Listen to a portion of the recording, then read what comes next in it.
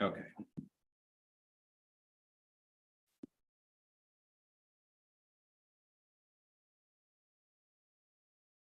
Where are the mics? That mic right there? Is that the only mic? Yes. Okay.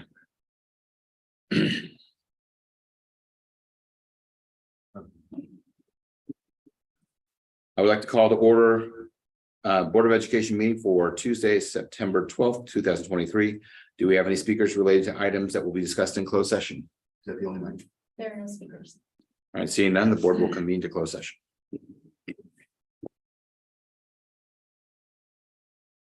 I'd like to call to order Board of Education meeting for Tuesday, September 12th, 2023. Do we have any speakers related to items that will be discussed in closed session? Seeing none, the board will convene to closed session.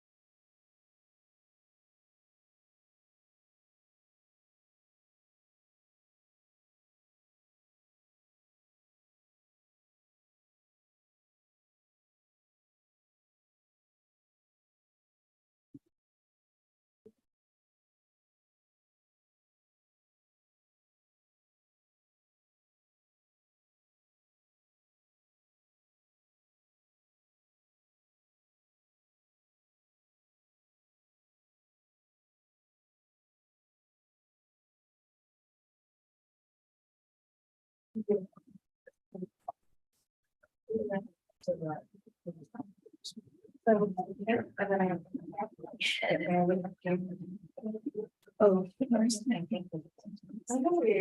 It's not even. Oh, really? There's no popcorn?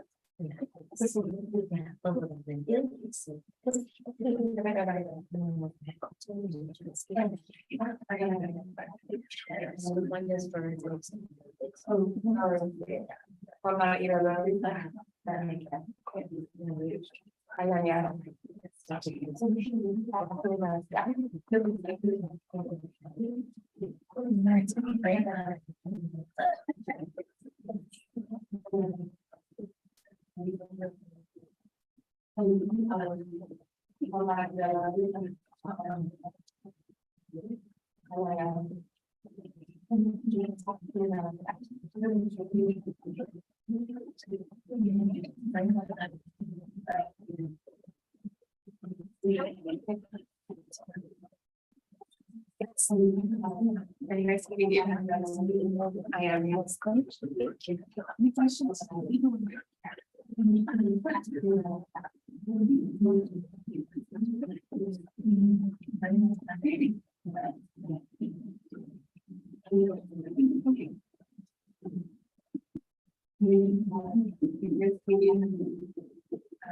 Board will now convene open session and report out from closed session. Live streaming on YouTube will begin now for open session of the Board of Education meeting. The URL for YouTube live streaming may be found on the NHUSD Board of Education webpage. While the boardroom is undergoing renovation, the board will continue to record and stream the board meeting, but will be using different equipment than it normally does. If you are joining us via online via Zoom webinar and you're asked to provide a public comment for this meeting, you may do so by utilizing the raise your hand option in Zoom. Or if you're calling by phone, please press *9 and wait to be called upon. Community members may still provide public comments to the board prior to each board meeting via the email at publiccomment@nhusd.k12.ca.us. Prior to this meeting, there were no comments provided by that email address. I would like to remind the public that we will not be responding to questions posed by those making public comments. Relative to closed session items 3.1 through 3.4, there was no action taken by the board. And at this time, I would like to welcome our new student board members. Welcome to the board. We have Fatima Samim from James Logan, and we also have Daniel Perez from Connolly Caraballo. So welcome aboard. I'll now hand off the meeting to Vice President Kumar, who will preside over agenda item 5. Thank you, President Nishihiro. Will the audience please rise and join me in the Pledge of Allegiance? I pledge allegiance to the flag of the United States of America and to the republic for which it stands, one nation, under God, indivisible, with liberty and justice for all. Thank you. May I have a roll call, please? Sameen, Here. Perez, here. Troy Mallory, Here. okay. Gonzalez, Here. Kumar, Here. Nishihira. Here. May I have a motion and second to approve tonight's agenda with the removal of item 13.8? So moved. Second. Discussion? Roll call, please. Sameen, Aye. Perez, Troy Mallory, Aye. Gonzalez, Aye. Kumar, Aye. Nishihira. Aye. Can I get over back to you, President Nishihiro? Okay, on 5.4, do we have a volunteer to read the land acknowledgement? We only have one. I can do it. Okay, trustee Schwann. Yes, okay. We will now read the land acknowledgement.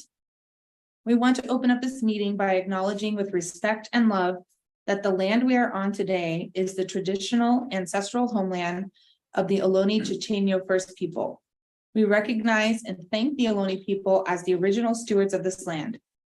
Indigenous people must not be spoken about in past context as if they left on their own accord, when the real causes were white supremacy, manifest destiny, and U.S. colonization. by recognizing we stand on the occupied indigenous territory of the Ohlone people, we recommit ourselves to listen to Native leadership and stand in solidarity with people struggling against systems of oppression throughout the world, past and present. Thank you. Moving on to 6.1. How many speaking requests do we have for topics that are not on the agenda, both video conference and in person? There are no requests. Okay, seeing none, we will move on to 7.1. How many speaking requests do we have for topics that are on the agenda, both video conference and in person? There are no requests. Okay.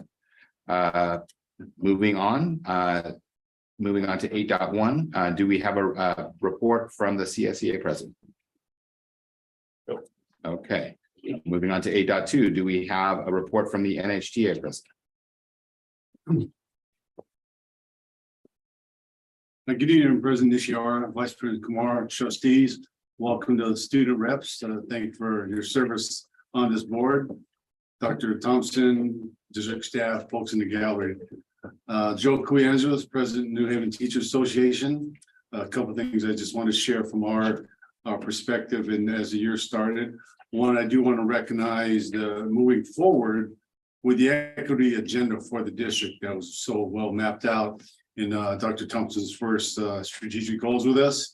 The fact that we're embarking on equity leader training is a great thing moving forward. Being a person who's been in this district for many years, this is a timely kind of movement for staff and awareness for everyone. We did have a little bit of a hitch on scheduling, but that has been resolved. So make sure that we're on the same page and offering this kind of awareness and training for our teachers. The other thing I wanted to share too, moving forward, is in that whole cooperation spirit. We're looking forward to, as you know, we're back in a bargaining condition. And we're looking forward to ongoing conversation that has helped us in the last 2 years, having a good conversation, collaborative, understanding, and moving to the right thing in unison with both the district and the teaching staff here, as well as the other groups that are associated with us, the administrators, as well as CSE staff. With that same note, I do want to kind of recognize that I know all both the you folks, as well as us, have gotten the community word on the idea of community support inside the classrooms. And I'm glad to say we're kind of sorting that out because we know it's a big value to classroom teachers for that kind of support. We know just based on statistics around, and maybe more particular to here in Union City, teachers on the average give out $1,000 of their own pockets to take care of their classrooms. In terms of the environment, we understand pencils, papers, and notebooks is something that the district can certainly provide. But we all know there's much more than that happens in the classroom, especially creating the environment that we saw success with students and their engagement in the classroom. So we're looking forward to that, again, collaborative conversation to sort out the little differences in what that means in terms of community support for classrooms.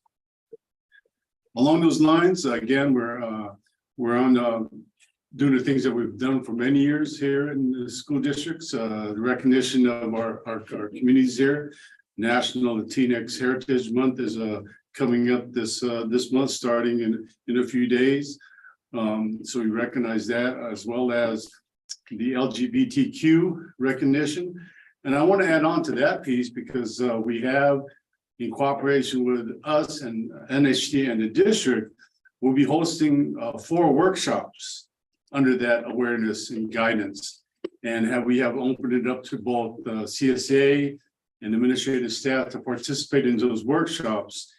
So I really appreciate the cooperation to have that awareness that's good for everyone for that movement and understanding that community that is definitely here with us as well as around us.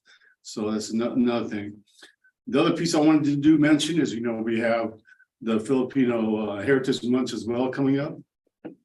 The great thing about that, as you know, we have a large Filipino American community here in Union City. One of the things we can really say is New Haven PASE, which is the local community group, Filipino American Society for Education, here in Union City, is part of a larger statewide network called Filipino Educators Association of California. We're pleased to say that organization, statewide organization, hosting a statewide conference here at the end of the month, leading into October. We're looking forward to, support from the district for that. I think sending teachers for some awareness along those lines. But just to give a quick understanding about New Haven Posse, the Posse group has been forefront in a lot of changes in the state for that condition of awareness. I could say to this date, we think New Haven through Posse and of course the work at Logan was the first place that started getting Tagalog recognized as a A through G class, which puts it on par with German, Spanish, and French, where in the past, a language like that may not have been considered, but the efforts of Posse, that was able to happen.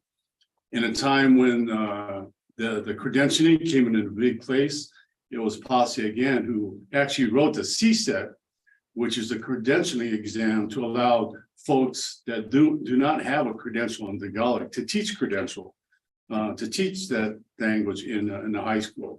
So Posse is again part of that whole history. We're probably the biggest one, as you well know. On the other side of town, we have the only Filipino American school that's named after Filipino American labor rights leaders.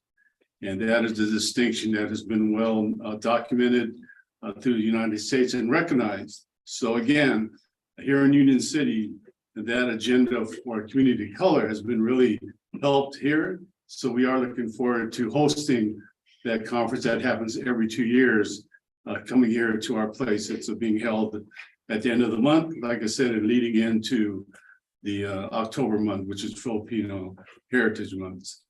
So with that in mind, I just want to bring that awareness to you all. I think it's a great start for the year and the different communities we serve, and looking forward to, again, an open and collaborative conversation as we begin our bargaining conversation for, I hope, the next 2 or 3 years. So thank you. Thank you, President Queangelis. Moving on to 9.1, Education Code Section 42100A requires that by September 15th of each year, the governing board of local school agencies shall approve in a format prescribed by the superintendent of public education an annual statement of all receipts and expenditures of the agency for the prior year ending June 30th. This financial statement, referred to as the unaudited actuals financial report, shall be filed with the county superintendent of schools on or before October 15th. The county superintendent of schools shall transmit a copy to the state superintendent of public instruction. Staff will now present an overview and highlights of the unaudited actuals for fiscal year 22-23.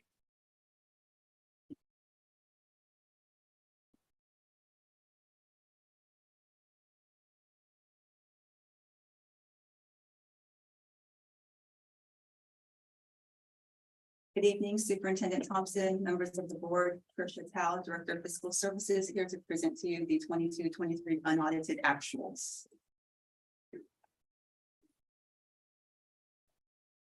As President Nishihara stated earlier, this is the Ed code. It tells us when this report needs to be due by and the prescribed format. The last time we met in June, we were in this in-between of working in 2 fiscal years. Tonight, we are actually closing that cycle of the 22-23 school year as described in this slide. Some of the topics of today's presentation, I think everyone is really interested in knowing what does that ending fund balance look like. To start, here are some of the components that will drive those factors. Our revenues, compared to the last time we met when we were adopting the budget, our revenues are about $2.8 million higher. This has to deal with about 1.9 on the unrestricted side due to the ADA proxy on the LCFF revenues, and the remainder is due to higher allocations in both the one-time block grants, the Arts, Music, Instructional Materials Discretionary Block Grant, and the Learning Recovery Block Grant.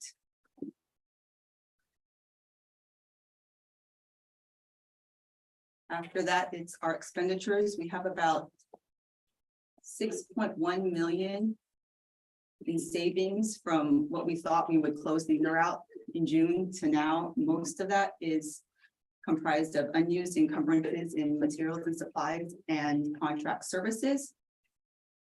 It's important to note, though, that most of our budget is made up of salaries. So the combined unrestricted general fund is about 86%, with the unrestricted side being 89% in salary and benefits.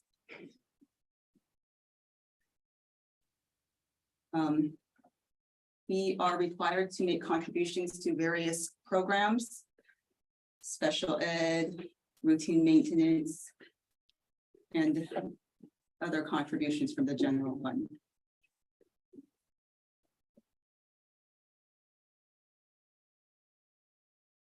This slide represents our components of ending balance total.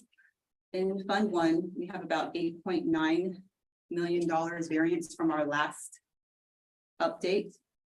So the actual ending balance is about 58.4 million, with 29 million on the unrestricted side and 29.3 million on the restricted side. Below is how we have broken up those components of fund balance. 4.5 to meet our reserve for economic uncertainties. And later on, you will be asked to approve a board resolution committing 14 million for various items.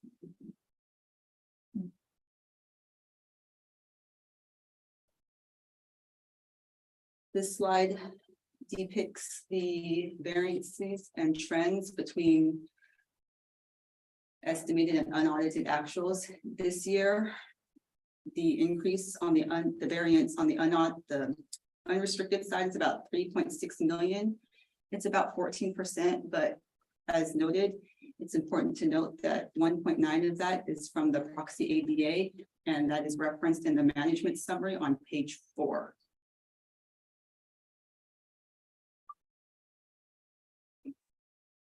Year-end standards, we met our MOE, CEA, and our maintenance effort for special education. What's next for the 22-23 financials? In the next coming weeks, our external auditors will come in and review our financial statements. And the next time we meet in December, we will have updated those fund balances in the first interim report. Thank you. Okay, I'll open it up to the board with any questions or comments. Trustee Mallory. I just want to say thank you for presenting this information. No, it's not easy to get up in front of the board and speak, so thank you so much for staying tonight and presenting to us and taking all of our questions. Okay. Thank you. All right, moving on to 9.2. This information is presented to the board to provide an update on NHUSD teacher staffing as we begin the 23-24 school year. In addition, information will be provided regarding paraprofessionals, substitute teachers, student enrollment, and updates on our TK program.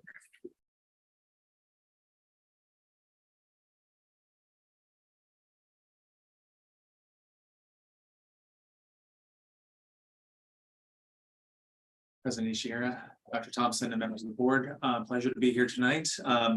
Just want you to know, in January of each year, Annette Heldman, our CBO, and I get together and we start talking about enrollment projections. And that's one of the most important things that go into staffing allocations. And after March 15th, we begin assigning staff to all the sites. They do the hiring, and then we actually start getting kids, right? Because they start enrolling with Marcus in centralized enrollment. And after that, really it's Marcus and I talking probably weekly, and then Marcus presenting to cabinet updates continually. And then when actually school starts, we do warm body counts. All those things go into, by October, we do seedbeds, and we have to do, this is what our budget's going to be built on, right? So having very accurate numbers with our enrollment is what drives a district. And so what this is going to be tonight is just a very kind of a snapshot, and it's a snapshot of about a week and a half ago. The enrollment numbers you're going to see there are fluid. So they've actually changed since then. Not a lot, but they have changed. And I'll give you the updated sort of bottom line numbers at the very end of this. But I just want you to see kind of what it looks like by level, and then we'll go through it, and then you can ask questions at the end. You can see the enrollment at the elementaries, middles, and high school. You see elementaries about around 4,000, a little over 4,000, middle school, a little over 2,000, and high school is about 3,000 and a half. Total district-wide, about 9,600 is general ed, and about 388 is SDC. Over 10,000 total students in the district. The projections from last year are based on the CBENS enrollment. That's what we start with. Last year, our number that we reported to the state was 10,228. We predicted a loss this year of 260 students. So 9,968 was the number that we built into the budget. That's the number we're hoping to reach.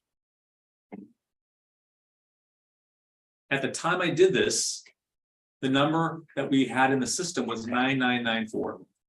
Actually, the total number that Marcus reported to me at cabinet this week was 10,052. 10,052, which was a better number. That actually is 84 above our projection, which is a good thing. We're still 176 down from last year's number, the one you see at the top, but it's still much better to have 84 students above our projection. So we're really happy about that. That means we're stemming the tide a little bit. We're still declining in enrollment, but we're not as drastic as the 260 we projected. It's a little hard to see for me. By elementary and secondary, what this shows is by site. It shows the general ed, SDC, and totals by site, just so that you see, you probably have it, probably easier for you. So I'm not going to go through all the numbers themselves, but you can see generally what the sites have. They're a little bit different, probably slightly here or there, because it's about a week and a half old information, and some of those numbers have risen.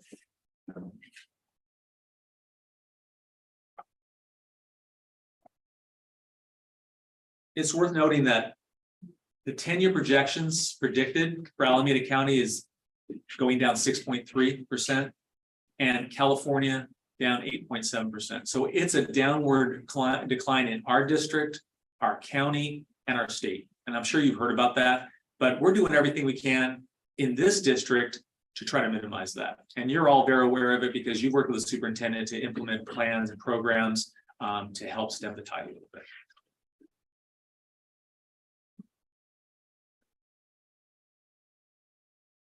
One of those things, Hui Stevens was charged when she, I want to say she was still a director, with implementing a Spanish dual immersion program at Cyrils.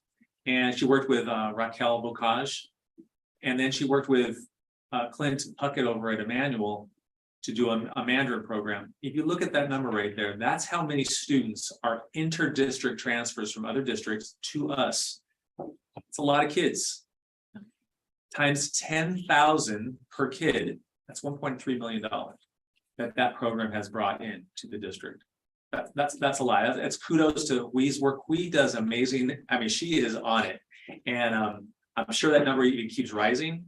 And when I hear the stories about just the amount of time she spends meeting with parents, and Raquel does as well, and Clint, it really is a lot of time and effort put in, because you want to nurture those relationships because people have choices.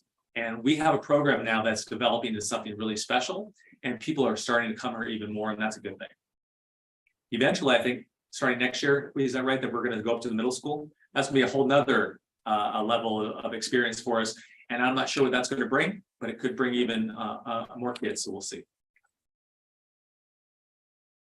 One of the things that the superintendent mentioned at his presentation the other day over at the Logan Spot was that we were really happy we had no vacancies since that time. We have do have one vacancy, a TOSA position that is actually vacant. It should be filled though shortly. And I mentioned in closed session that there is a Cyrils position, teaching position. That person is resigning, but we're going to be filling that pretty shortly. So Staffing wise, though, that is a very good number to have. Very few, in fact, no classes really open other than that one Cyril's one that's only going to be open today, or the last 2 days were the only 2 days it's been vacant. And we have a sub in there, and after this week, it should be filled. So that's really good compared to Oakland had 80 vacancies still to fill. I know Oakland's a big district. That's a lot. That's a lot. So we're really lucky and fortunate that our staff and our principals do a good job of hiring. Substitutes, last year, it was very difficult to have subs to cover. It's still difficult countywide, but it's been much better this year. Robin reported to me that way fewer absences to being covered. One of the biggest reasons is the NHGA worked with the district, and we did an MOU to allow teachers to get paid a higher rate to cover classes, and in a way that other districts in the county are asking for copies of our MOU because they want to see how we're doing it, because it is not easy to cover classes, but teachers have been very, very positive to support each other, to make sure that principals are not left to cover classes or other teachers having to have no subs at all and having to combine classes. That's not good for anybody. So we've been really happy with the fact that there's been a lot less of that this year. This one a little small as well. This just shows a breakdown in case you were interested.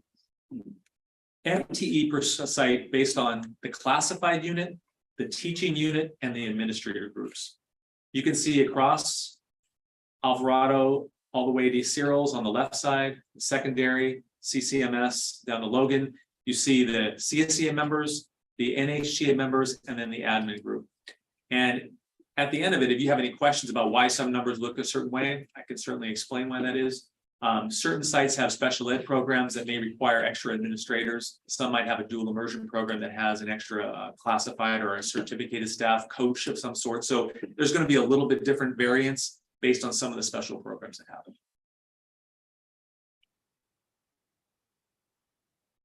This information is no different than the one I shared last year. It just really shows the class size staffing ratios. TK and K are still 24-1 in our district. Grades 1 through 3 are still 29. And we work with NHGA, and we're still finishing up an MOU to really put some potential hybrid plan to do some class size penalties to show that, hey, we really want to stick to that 29 and make it as a very strict 29. It's something we're going to be talking about in bargaining as well. I think we have a mutual interest to do that. And so those are the numbers that in grades in the middle school, 30-1 staffing ratio. It's not the same as class size, but you get the number of kids at your site divided by 30. That's how many staff you get. And then if you look at grades 6, 170 daily contacts, that comes to about 34 kids in a class for all 6th grade academic classes. And then high school, same 30-1. And then for the 9th grade academic, it's 170 daily contacts, which comes to about 34. So math, English, science, they have a 34 number, which is good because, at Logan, if you're a Logan student, 40 kids in a class is typical, but not at 9th grade. We really want those transition grades in high school and between middle school and high school and elementary to middle to really have better staffing ratios so that the kids don't have too packed classes. Combo classes are never easy, but one of the things that they are a necessity. When you're doing staffing, one of the choices we have to make is when you have caps at a site, and we don't want to go over 29, what ends up happening is if you don't move those kids out then to another school, so you take a kid who moved right across the street from Easton, but we have too many kids in grade 3, that kid would have to go to Pioneer. And rather than do that, what we do is we create a combo class so that those kids can still stay. So we really are interested to have the homeschool kids stay at their home school. That's why there are combo classes much of the time. Just want you to know, though, there are 3 less this year than there were last year. And this is where they are.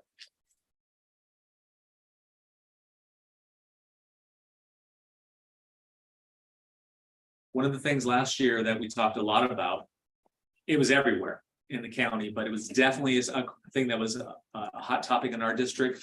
And it's not only a hot topic for CSEA, it's a hot topic for teachers because they're the ones who actually, they're partners of those paras in the classroom. And that was really a challenge last year, not having enough para support. Last year, when I did this, we had 43 pairs that we were short. This year, we're short 19. We're still short a lot, but we were able to get subs most of the time. We have 14 from an agency to cover many of the high need vacancies. So Sarah has done a great job. Sarah Kapler, Director of Special Ed, has really done a great job of working with HR and the principals to make sure that these para vacancies are minimized. The amount of training she does and the amount of support she does to make sure that happens has been really fantastic. Some of the remedies, we were at an HR meeting the other day and they were asking the county, can you offer the para test more often? That was always a struggle for us. This year, we actually started doing the para test ourselves. We actually purchased the test and give the para test ourselves here in the district, which is we're one of the few districts that do that. And so that actually helped a lot. The amount of postings that we do, not just on EdJoin and in our district, in other places like Indeed.com and in the papers, that has helped in the school newspapers as well. Para agencies that Sarah works with, I mentioned, advertising through John Maddos's department.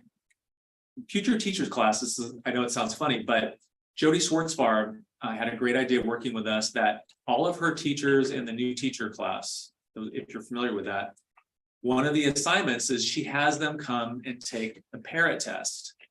If they're interested in being a teacher and they're going off to college, taking the para test, potentially over the summer, they could do summer school. And if they don't actually go right into college, they could actually be qualified to actually get a para job right out of high school and can work here. And so that's one of the things that Jody worked with us on, and that was fantastic. We actually had a number of subs, or not a number of pairs and subs through that process.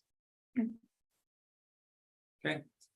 That is really just a snapshot of kind of the staffing update in our district and enrollment update. So I'll definitely take any questions you might have. Okay, any questions from you folks on the board? No? Thanks a lot for putting this together. Great information. All right, moving on to 9.3. The California Department of Education has identified certain local educational agencies as significantly disproportionate based on race or ethnicity with respect to identification of children with disabilities and the identification of specific disability categories. New Haven has been found to have been disproportionate in two areas. One, disproportionate discipline for African American students in special education, as well as disproportionate identification for African American students in special education. So as a result, our district is putting together a plan called a comprehensive coordinated early intervening services plan. And we'll hear more details from Sarah Kapler. Good evening. Thank you, members of the board, Superintendent Thompson, President Nishihira. My name is Sarah Kapler. I'm the Director of Special Services here in New Haven. And I'm here to present to you and hopefully ask for your approval on our fourth early intervening services plan. As President Nishihira mentioned, we are disproportionate in two areas. One, over-identification in special education in just one tiny area. It's other health impaired, and turns out that's only 26 students for us, so it's a small area. And the other area that we're really focused on is the over-disciplining of our African American students, primarily in our secondary schools.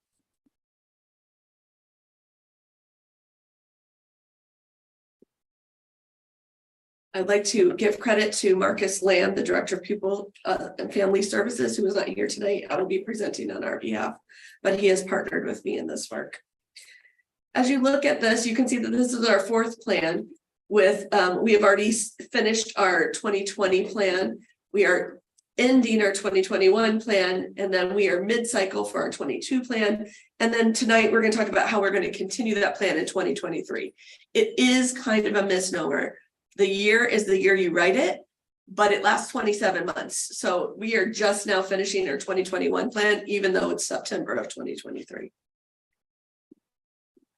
So you can sort of see where we are tonight. We are presenting the 2023 plan.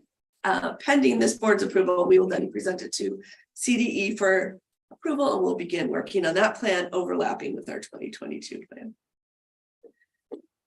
Luckily, CD has accepted our last 3 plans and they have decided that we are eligible for what they're calling an abbreviated plan. So the last 3 plans, if you have been a board member, have been 70 or 80 pages long.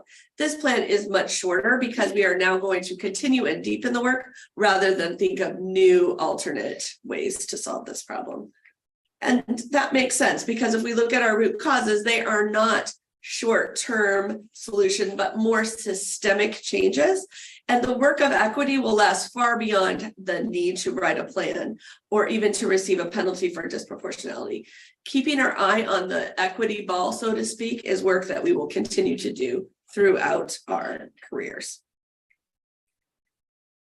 In order to become not disproportionate in those 2 areas, we are required to come up with some SMART goals on our way to. And so you'll see in measurable outcome number 1, it's really referring to students' reading levels. We really looked at a correlation between students who are brought up for consideration or assessment for special education and their reading levels. And so we really looked at that and said, if we focus on a few students, can we make a difference and sort of measure how well we're doing in the intervention world? When we look at measurable outcome 2 and 3, we're really talking about secondary schools and really impacting that over-identification for discipline and really thinking not just about our special ed students, but also our African-American population as a whole, really bringing that into line. It's much more equitable outcomes for students. As we look at the focus students, we are required to choose a sampling of students. And it's quite the puzzle, a little Goldilocks. It can't be too big, but it can't be too small. And it's a measurement. And so it needs to be primarily African-American students, but not exclusively so. And so again, we looked in the elementary school at our reading levels, and we looked at students who in our highest referral sites. So you're wondering why we chose Hillview, Emmanuel, Searles, and Alvarado. Those are where our highest referrals for special education come from. We looked at our California dashboard and said our American Indian and our Pacific Islander subgroups could really use some treatment as well as our African-American students because they are really at next risk for being disproportionately identified. And really looking at their literally scores, which is a reading test we give in elementary school. When we look at outcome 2 and 3, we chose focus students who are in our secondary schools, 6 through 12, who had at least 1 suspension in our previous year. And they live in that Dakota area. Several years ago, I think that it was board member Gonzalez who really got us started on the path of looking at our Dakota area and that need, knowing that that group comes out of there, thinking about all of our African-American students, but also the Hispanic students living just in that Dakota area. Could we focus on those students? And so this plan requires twofold of concerns that I've heard me say before. We need both systemic changes and support for those focus students. We don't only want to impact 50 students' lives. Instead, we want to change the system. And so in the next slides to come, you'll see work represented from all of the directors of teaching and learning. Starting with multi-systems tiers of support. We have for many years been working on doing this, starting with a guidance document in our 2020 plan, which got posted on our website. Then we went through training with our leadership and then our principals and really with our teachers. And finally, that brings us to this year where we have MTSS TOSAs and support at each school, really starting to get that trickle down effect into our systems, into our schools. We're also looking at what we do with our site equity councils, really making sure that each site has equity focused goals of equitable outcome, really thinking about our focus students, but really equity as a whole. As part of this plan specifically, we want to impact our focus students, and as such, we have a case manager who handles most of the district with an additional support for Logan. And they provide intervention and enrichment to those students. They also help the principals identify what intervention and enrichment is needed beyond what just the 2 of them can get, and they organize that for them.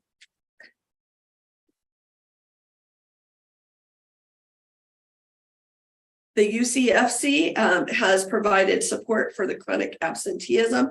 There is, of course, a strong correlation between students attending school and their performance in school. And so we really want to make sure that we're providing support, especially for our African-American students. And we want to look at our special education evaluation process, continue to improve and refine our practice for our school psychologists. This year, we are partnering with the Northern California Diagnostic Center to really help build the capacity for the special education psychologists, but also really looking at how we evaluate through that culturally relevant lens. And lastly, at the secondary, we want to really support students during the discipline process and before the discipline process. And so as a result of our student focus groups, there was the feeling that discipline happens really fast. You get possibly upset, you're fighting with your friend, all of a sudden you're in the principal's office and you haven't cooled down. That feeling that having an adult as a partner through the process to explain it, really think about how to calm down, think it through, process it, is something that we are using the TOSAs at Logan to sort of support for our focus students. And lastly, we're going to continue professional development. You've probably heard that we are going to be focused on belonging and dignity. We are definitely going to spend this year, now that we have provided professional development to our house principals and our assistant principals, how do we bring that to the staff at the site? So we've really focused on organizational structure, admin PD, and now staff PD. And then finally at Logan, we have to implement an SEL at the high school. As part of our 22 plan, we will be identifying that. That's work that's going to happen this year. Once we identify it this year with the team at Logan, they will then spend the subsequent 2 years implementing it and training teachers on those things. So you can see sort of the blend of specific student support and systemic support. There is a link to the plan. I'm going to ask that you approve our plan so that we may submit it to CDE on October 1st, and we will continue this work through 2025. Thank you. Are there any questions? Any questions or comments? Yes. Trustee. Yes, thank you for the presentation. Just the acronyms. If you're not in education, Good it's point. going to go right over your head. So I just to recap on some of the Yes. it was mentioned. Mr. McNamara brought up the seabeds, and it's a data collection for the CDE. Mhm. There's in your presentation there was a FTE. FTE. Oh, are you talking about Mr. McNamara's presentation? Or maybe that was Mr. McNamara's presentation. I mean, that stands for But- full-time employees. So. Yes, but here's my question, and I'm not familiar with this. I'm familiar with the MTSS, Oh, which is yeah. a multi-tier system of support. That's correct. You guys have we have in this district MTTS TOLSAS. What does that stand for? MT, multi-tier system of support, teacher on special assignment. Teacher on special. Mhm. Okay. Thank you for pointing that out. I should have spelled out TOSA. And then CBEDS is California Basic Education Data System. This wasn't in my report, but I believe that is accurate. Yeah. I saw the nod. That's it. I'm sorry. Okay, yeah, no problem. I had a Okay, question. too. yes. Thank Trustee you. Kumar. This was great. I had a question on slide 5, the root causes. I was curious, how are we addressing a need for staff to create meaningful relationships with African American students? Yeah, I went kind of fast, but if you saw, we were going to do professional development on belonging through dignity. That's really something that Director Zetha Nobles is focused on this year. The principals have received quite a bit. We had a great kickoff this year, both at I'm at a loss for the words that we did at the back to school. We had like a PD day. So the keynote speaker really addressed that. We addressed it at our leadership advance. And so each of the principals is really rolling that out. We've bought books for each of the staff members and really focusing on that as a way of building that relationship. Thank you. Mhm. Okay. Any further questions or comments? Thank Okay, you for your time. thank you very much. All right, moving on to 10.1, we will now convene a public hearing to receive public testimony regarding the sufficiency of instructional materials for fiscal year 23-24.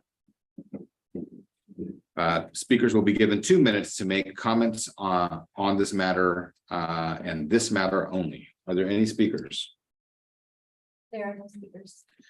All right, seeing no speakers, the public hearing regarding sufficiency of instructional materials for fiscal year 23-24 is now closed. Moving on to 11.1 facility district facilities use updates. On August 29, 2023, the board held a study session on our facilities use process and rates charged for facility use. During this study session, the board listened to public comments, received information from staff, and provided staff with input on the revision of this process. Superintendent Thompson will now provide an update to the board on this process. Okay, well, we had a rather ambitious timeline. We were hoping to bring back revised documents to this meeting and hold a public hearing on them on the 19th of September. Unfortunately, the two people that are charged with doing the revisions are both gone. One is off being married or getting married. I hope it went well. And Annette is in the Philippines visiting her mother. So we have to push back the dates a bit. So we will at the October 3 board meeting, if all goes as planned, bring back revised documents and then receive more input from the board, and then if all goes well, hold our public hearing on that on October 19th. Okay. Does the board have any questions or comments regarding this particular item? So just to clarify, that means that the public hearing previously scheduled for next Tuesday has been canceled? Yes, postponed until the October 19th. Thank you. Oh, yes, trustee. Are the stakeholders aware of this? I've been putting it out everywhere. It's here tonight. We'll put it out on our Friday update and let everybody know as well. October 3, if all goes well, we'll be able to present the revised documents so people can come to that one too. But again, we won't be asking the board to make any decisions on the 3rd of October. But the time for public comment will really be October 19th, and we'll probably hold it right here, 6:00 p.m. Okay, if there are no further questions on this item, we will move on to 12.2 items from the board and superintendent. So student board members, this is your opportunity. We'll actually go around to each board member. They give kind of an update on when things are going. What typically happens, if you're not prepared for tonight, it's no problem, but usually you'll give a short set of comments on what's going on at your respective schools. And if you have anything prepared, great. Otherwise, do you guys have anything prepared?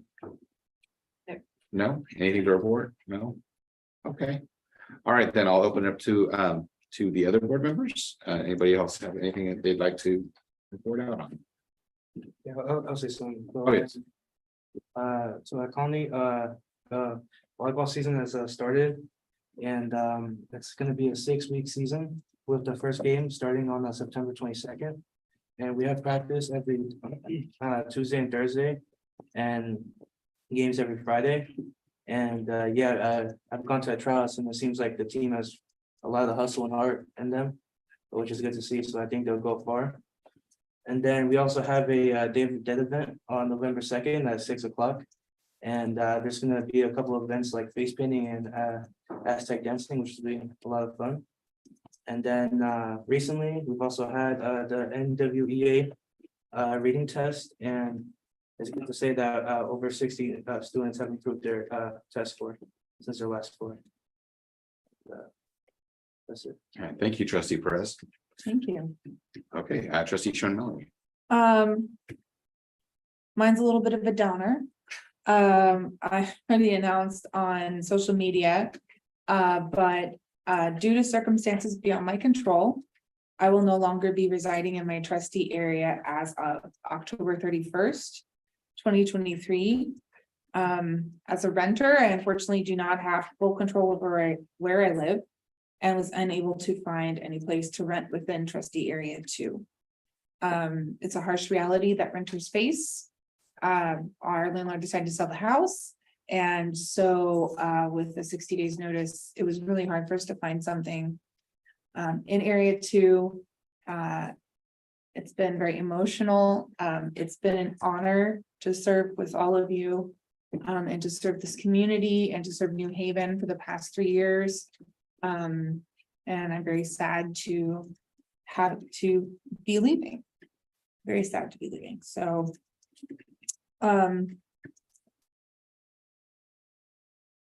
That's all I can say. Thank you. Trustee Gonzalez. Yes, welcome new student trustees. The absolute highlight of this school year for me as a board member was going to the State of the District or State of the Union presentation or event we had. That was the first time I've attended it, and it was really great. A lot of politicians, principals, a lot of distinguished people were there, and everybody I talked to was saying, "You guys need to do this again because this is just a great great event." But in my defense, there was a pandemic and other things going on. I did have to miss work in order to attend. It's a morning time event, and I really want to give kudos to our superintendent, Dr. Thomas, about his presentation. He did a really great job up there. He was confident. He was charming. He didn't hesitate. He was just rolling with the punches, and he exuded that confidence in us. It makes it easy for me to be a school board member. Just shouting right behind him, and so I got to give him credit for that. And thank you for representing our district, because people were really impressed in that room. So, that concludes my report. Okay, thank you. Vice President Kumar. Thank you, President Mishira. I'd like to welcome our new student trustees. Welcome, and thank you for serving on the board. So first up, I wanted to share that I've started hosting office hours. I wanted to share it with my peers as well. I call it Chat with Your Trustee, and it's been a great experience. What I do is I have a scheduled hour every month, and in addition, I have time slots where people can sign up. That's been very popular because they can pick what works for them, and it's something that works for me. It's online, so people don't have to move out of their homes. It's the convenience, in the convenience of their home. It works for me because if there are no shows, I can still do stuff. So it's been really good, and I'd really like to thank Dr. Thompson and Ms. Gina for helping me set everything up. It's been great. That was one. Two is one of the things that the community has been pushing for a lot has been enrichment programs. And I want to commend Dr. Thompson and Ms. Stevens for getting this off the ground so fast. So we have math Olympiads that are, I think, up and running at this point, right? At our schools, and the district is supporting it. They're supporting, is it 30 students? I forget, per school site, which is amazing. And the community is very, very thankful for that. So thank you. What else? You will see a pattern here. There was some comments from the community about the increase in criminal activity around the eastern area because the parking lights were turned off at night, and then criminals would kind of, park their cars there, do stuff, and then escape. And they brought this up. And again, I'd like to thank Dr. Thompson for helping the community with this and making sure that our parking lights are on for later than. And it was, so thank you. And lastly, back to school night was fun. I was at Easton, I was at IBCMS, and always a great opportunity to talk to people, parents, teachers, and see kids. That concludes my remarks. Thanks. All right, thank you. I don't have much to report. I did want to thank Trustee Mallory for all of the great work that she's done on the board. It's been a privilege to serve you, and you will leave a big hole in the district. Thank you for always being prepared and for always advocating for the kids. So thank you for all that you've done. The other thing is that we've got, I did attend the State of the District. I thought it was really well attended. It was well coordinated. It's way, way better than doing it virtually. And kudos to the culinary to the nutritional services department for providing the food and refreshments. All in all, a really good event, and I am looking forward to doing more of that. That concludes my report. Okay. Just a few for me. Thanks for all the kind words. It just, those things all kind of worked out. It's nice when it happens like that. State of the district was not only, it was a lot of fun to put that together. And we had our students, that was the best part for me, is our student leadership group, our student performers, and our student video team they've recorded it. So once we have that recording, we'll put it out there for anybody that's interested. So that was a morning event. Where we found that if we want our city leaders and folks to come, we can't get them to come in the evening, but if we do something in the morning, we're more likely to get them to come. But we'll be hosting 2 town hall style events in October, where one probably at Alvarado Elementary School and the other at our Barnard White campus, where the community can come out and get a little more, provide us with input on the strategic plan and hear a little bit of similar information that was covered at that event last week. So at that event last week, also Fremont Bank gave us a $50,000 check to help fund our robotics and coding program being piloted at CCMS and Hillview Crest. So thank you very much to Fremont Bank for their continued generosity. That was fantastic. Let's see. On more concerning news, but also just an update for us, we had that incident last week where there were 5 fentanyl overdoses in our community. Thankfully, nobody was part of our school community. We have Narcan and trained staff at our middle schools and high schools, but actually it was a teacher who brought it to my attention that we should probably, given that the state of things right now, push it out further to elementary schools and to some of our departments. So we're going to do that. We're going to make sure that all of our sites and all of our departments have Narcan and staff that are trained to administer it, not just our secondary school. So that was a great suggestion. Let's see. One other, if you want to support our community, we have our schools foundation has a couple events coming up. The Mutt Strut and President Ishar, do you or Stars and Stage. and Stars on Stage. The Mutt Strut. When is the Mutt Strut? October 7th. Stars October on 7th. Stage, Okay. September 3rd. Yeah, thank you. So the first one coming up is Stars on Stage on the 30th, and I know there's tickets available. That should be fun. Comedy event. Welcome student board members. And Mel, I know you have a couple board meetings left, but so I'm not going to say goodbye or anything yet. But it's been, now that you announced it, you will definitely be missed, even though we have I think two more meetings with you. And that's it. Okay. Moving on to 11.3, Government Code Section 53646 requires school districts to provide investment reports to the Board of Education. The attached report reflects the fund cash balances held in the county treasury.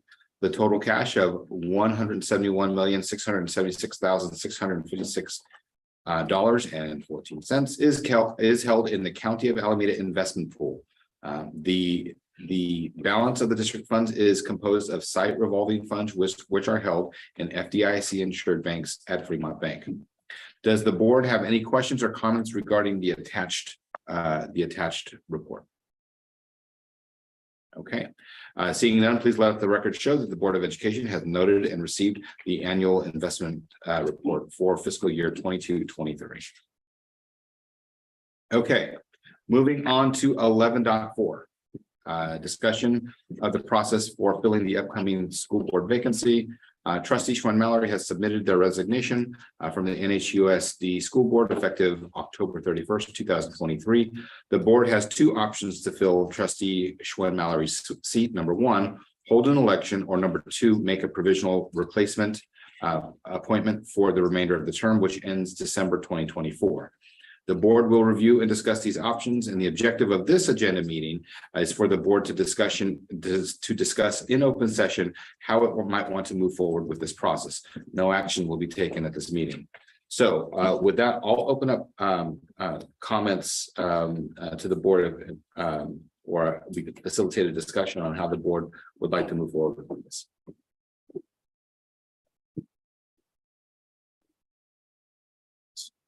So. Well, I've had some time to think about this. The remainder of the term is pretty short. It's a bit over a year, so it seems to me that the best course of action would be to make a provisional replacement. And then, have the regularly scheduled election, would be a year from November, Mhm. right? Yeah. In 2024, and this is one, because of the brevity of the remainder of the term, and two, because special elections are expensive. Very expensive. Yes. And in my opinion, would be kind of an irresponsible use of taxpayer money to have a special election for a term that is a little over a year. So that's basically my opinion on that. Okay. Are there any other board members here who, because right now we're trying to figure out the first question, which is between an election and an appointment. Does anybody else here feel strongly that an open election is something that we should pursue? Okay, it looks like the head nodding that I'm getting right now is that everybody thinks that an election is a bad idea, considering the cost versus the longevity of the actual. Okay, so I think that we're all in agreement there. Now then the question is, comes down to, we have a board policy that kind of outlines the steps. And I guess the question here is, we actually do have other options. We have an option of being able to say, okay, we have citizen X. And if the board can all actually agree that citizen X is the trustee for area 2, the board can just by a majority vote can appoint citizen X, suspending the bylaws, suspending our process, and just making the appointment. Does anybody on this board know of anybody who they feel would the board would feel comfortable in provisionally appointing to that position? Okay. Seeing none, it looks like the answer then is that we will follow the board process per our bylaws, which is actually the legal recommendation that we got. So seeing that, I believe that there's no action to be taken today. If anybody else in the public feels strongly either way, they will have one more meeting to provide public comment. And I would feel that this board would act on a direction at the next board meeting. Does that sound to basically put the process in place and to appoint a committee for the qualification piece of it, and to identify the timeline? Does that sound like something that we'll be able to do for the next meeting? Okay. Yes. Okay. So Quick question. yes. Would for that committee, would one of the board members be on that committee, or? My understanding is that committee is just really there to identify the objective eligibility. Do they live in that particular area? Do they fit all the objective criteria? Is that correct? I believe so. Yeah. We'll certainly work with legal counsel to make sure it's all spelled out. I thought I did read in the board policies that the committee should have board members less than the quorum if we do it. So Right. we probably, Yeah. we could. Yeah, I mean, they could, and we can, that's exactly a detail that we will identify when we give the staff direction on what we need to move forward. So what we'll do is we'll take a look at our board policy as well as the brief that was prepared by our legal counsel to hammer out the process and the timelines for the appointment process. Today, we just wanted to be able to have an opportunity to, in a public meeting, in open session, kind of discuss this and to allow everyone to see what the process is and to be completely transparent with the public. I see. So the actual process happened, we're going to discuss that next. So we're discussing it right now, but we will be voting on it. We will be giving the staff actual direction in turn at the next meeting. So timelines, who's going to be on the committee, the screening committee, and that. So that discussion happens next meeting. We could talk about it now if we want. And I'm just trying to figure out what. Oh, Is the plan to have it next? Is that how we're gonna do it? We can do it at the next meeting to put together a committee for the screening as well as to follow the process. Okay. Yeah, okay, any questions from the board? Any questions from staff? No, okay, I actually do. yeah, If there's a call for applicants, is there a specified amount of time for people to apply? To post the application and all that kind of stuff. Is Mhm. that already laid out? no, that hasn't been, Oh. and that will be, so for example. San Leandro just recently did it when trustee Tate left. And so they had a full timeline actually identified with the different milestones and, when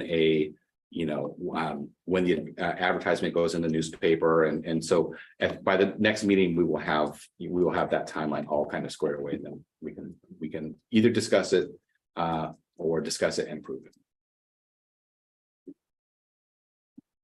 Yeah. Okay. Okay. All right, seeing no further comments, moving on to 12.1, a report from Finance, Technology and the Facilities Committee. Do we have any, do we have a readout? I'm seeing here that it says that there's not a meeting date yet, Okay, so I guess we're waiting for that to happen. do we want to? Is that We something we should want to probably schedule set now? a date soon. That's a Nets committee, so Okay. when she gets back, we'll make sure we get something scheduled. Yeah, when she gets back from winter. Okay, 12.2, report from Communication and Advocacy Committee. The next committee meeting that we will have will be this Thursday, September 14th at 4 p.m. You have anything else? All right. 12.3 is a report out from the Policy Review Committee. Do we have anything? Yes, yes, we do. We We do. do. And they are in the consent agenda items. Yeah. Okay, And that's it. And our next meeting is possibly November 16th. Yeah, Okay. November 16th. We did look at one policy. We did table some policies on basically around charter schools. okay, Because it's not a pressing need and we wanted more time to review them. gotcha. Yeah. Okay, thank you. Okay, moving on to 12.4, other committee reports. Yes, Foundation. Vice President Kumar, yes, go for it. Thank you. So this is from the New Haven School Foundation. Dr. Thompson already shared a couple of events that are coming up, so I'll stay clear of that. Many students who received scholarships last year, unfortunately, did not continue on to college. So there's a big push now to, have counselors share with students the importance of continuing on to college. Another problem that we identified was that there weren't as many applicants as we usually had in the past. So we're really trying to get the word out. So if you know seniors that are graduating this year, please spread the word out. Let them know about NHSF scholarships. And speaking of getting that word out, board members have been visiting school SSC meetings and PTC meetings just to talk to people and share what we've been doing. I've been at a few myself. And I just want to quickly thank Gina for coordinating all of that. It's quite a bit. Our next meeting is September 25th on Zoom. Okay, thank you. Yes, trustee Sean Mallory. As I'm reporting for the Alameda County School Board Association. Normally AXPA has a meeting in the fall, but this year we're proposing something a little different. The California School Board Association is holding a road show at Castro Valley High School, giving an overview of upcoming state and federal legislation relating to schools. So instead of having our regular fall AXPA meeting, we would like everyone to attend the road show. So that is on Monday, October 2nd. From 6 to 8 p.m. at Castro Valley Unified School District Center for the Arts on Redwood Road. So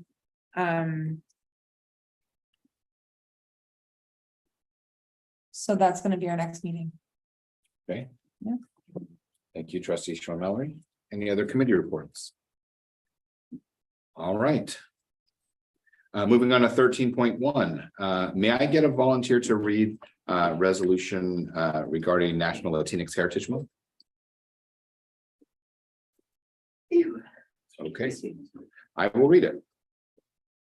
Oh, and while I'm reading this, see who might want to read the Filipino and or the LGBTQIA+ history. Okay. All right. Whereas the New Haven Unified School District is honored to join citizens throughout the country in recognizing September 15th to October 15th as Latinx Heritage Month, and whereas Latinx Heritage Month is a time to acknowledge the unwavering spirit, contributions, and traditions to our society from Latinx individuals throughout Mesoamerica and those whose ancestors hail from Mexico, the Caribbean, Spain, and Central and South America. And whereas the NHUSD recognizes that there's no perfect term for such a diverse group of people who identify in different ways, such as Chicanx, Hispanic, Raza, Latinx, Latinx, to name a few, and the NHUSD will continue to support the ever-evolving terminology that people use to express and celebrate their identities.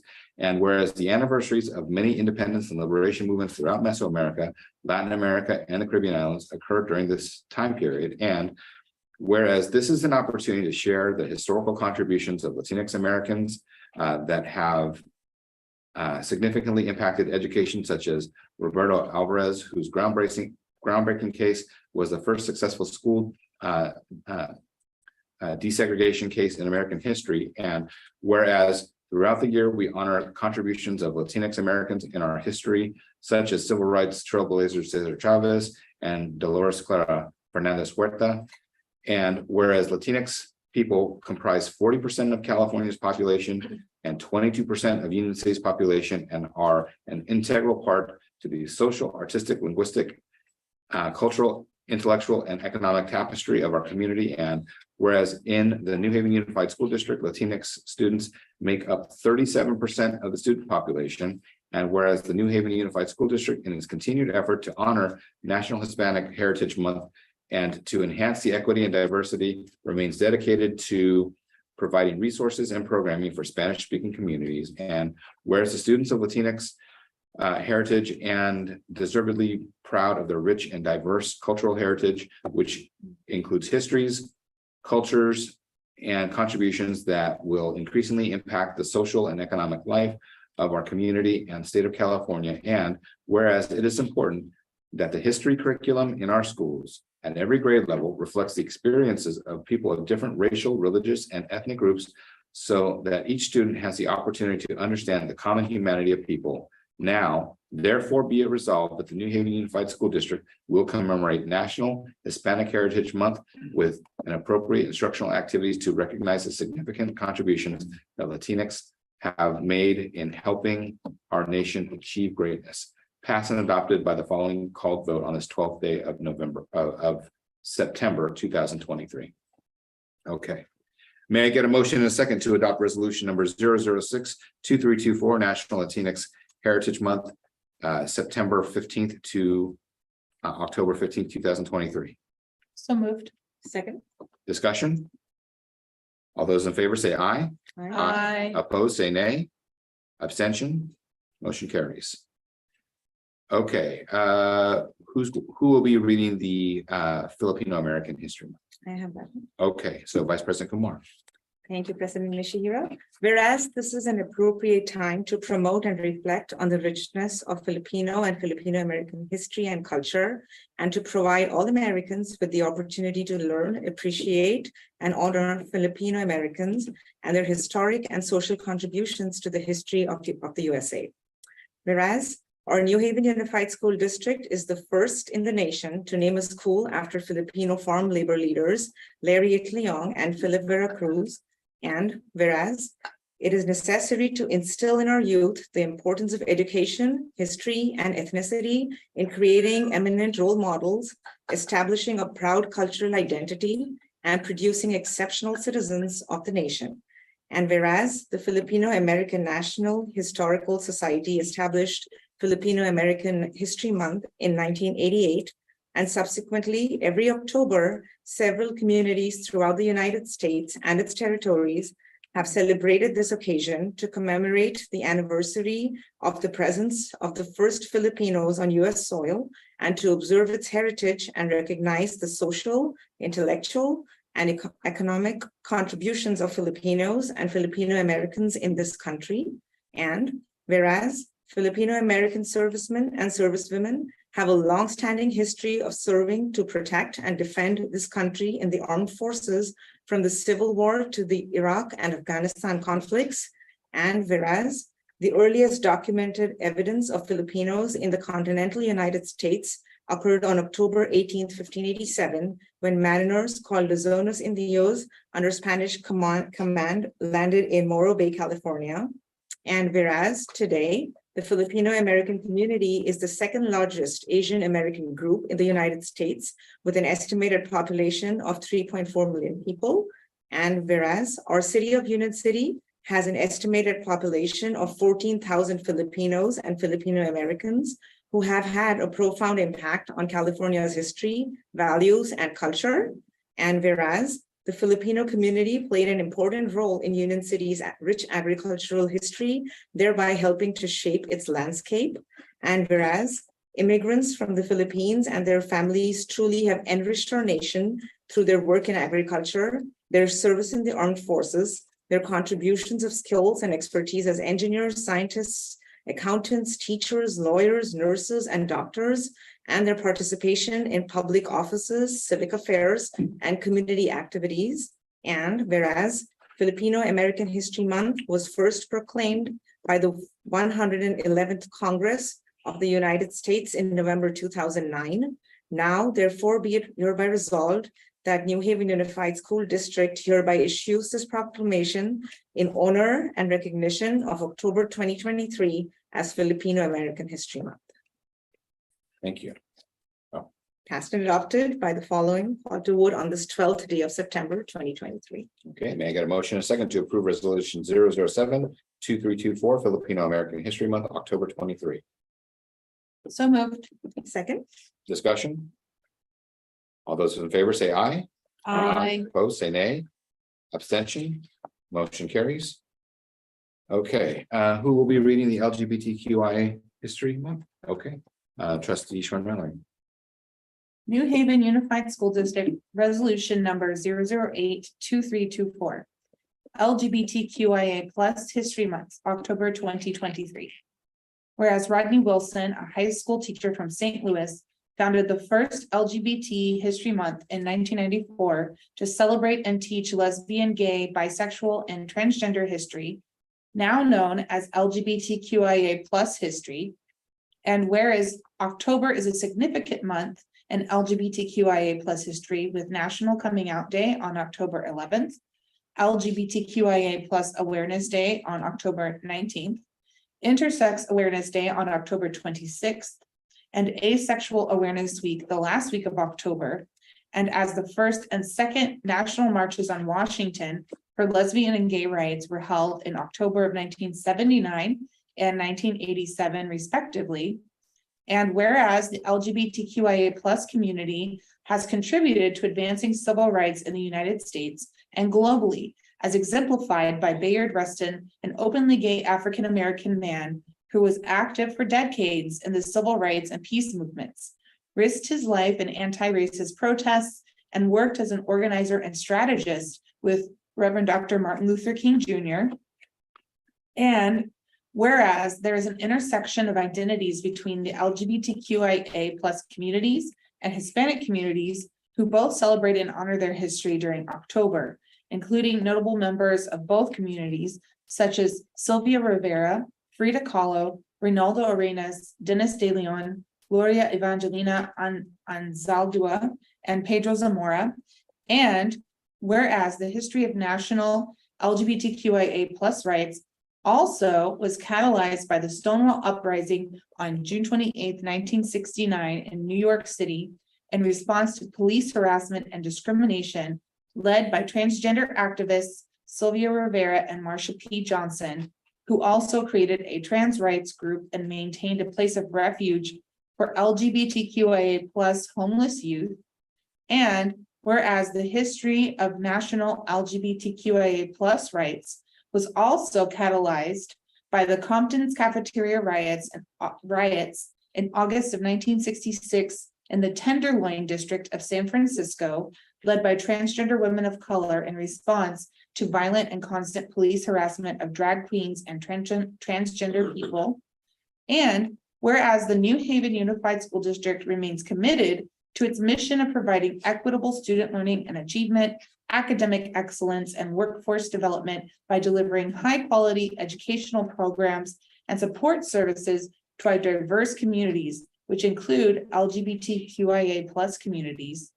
Now, therefore, be it resolved that the New Haven Unified School District Board of Education hereby honors our diverse and intersectional lesbian, gay, bisexual, transgender, two-spirit, pansexual, asexual, intersex, genderqueer, non-binary, and queer communities, and reaffirms our commitment to creating an environment in which all individuals are supported and nurtured.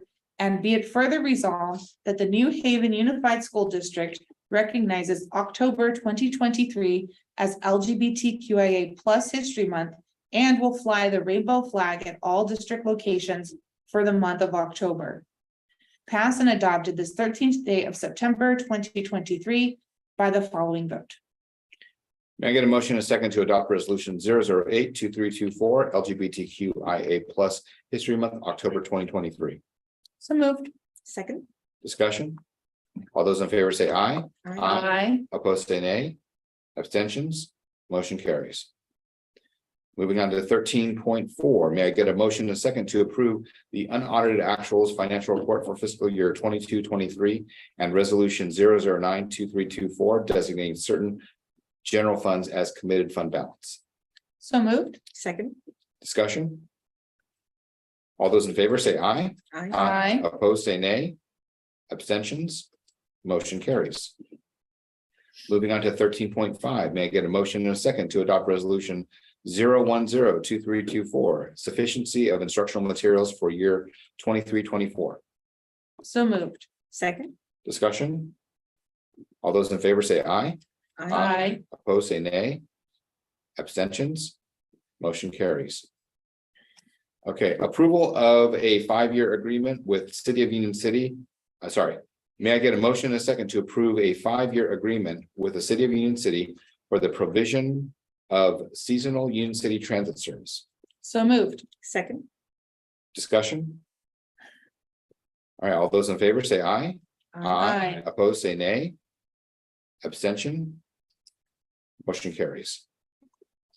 May I get a motion? Moving on to 13.7, may I get a motion and a second to approve the MOU with La Sierra University? So moved. Second. Discussion? All those in favor say aye. Aye. Opposed, say nay. Abstention? Motion carries. Okay, we tabled 13.8. 13.9, approve. Okay, may I get a motion and a second to approve the special education significant disproportionality comprehensive coordinated early intervention services plan for 2023? So moved. Second. Discussion? Yes. I just want to commend our staff for making a good amount of progress on it. It says something that the CBE allowed us to have an abbreviated plans this year, means that we're making progress in this very important issue that, you know, we've been working on for a while, ever since I was elected. So very good job. Thank you. Thank you. Any further discussion? All right. Since we have the motion on the table, all those in favor say aye. Aye. Opposed, say nay. Abstentions? Motion carries. All right. Are there any items from the consent agenda? Are there any items from the consent calendar that any board member would like to pull for separate vote? Okay, seeing none, may I have a motion and a second to approve items 14.1 through 14.14? So moved. Second. Okay, all those in favor say aye. Aye. Opposed, say nay. Okay, motion carries. All right, Moving on to 15, skipping 15 because there's nothing removed from the consent agenda item. 16.1, assessment of the governance procedures and protocols. Again, I would like to commend staff for pulling this together, our makeshift boardroom. It's working very well. We didn't have too many sound issues. It seems to be running smoothly. I don't know how the stream is going, but I'm sure it's going well. It's going well. So just thank you for making our jobs easy. Okay. Thank you. All right, moving on to 17.1, board member requests. Does the board have any requests of staff? Yes, trustee Sean Mallory. I don't have this in the exact format that we've been using, however. The background of my request is that I did notice in our data last year on equity, diversity, equity, access, and achievement, our DEI numbers, that amongst some of our more historically marginalized people groups, that the scores were pretty bad for LGBTQIA plus students and staff.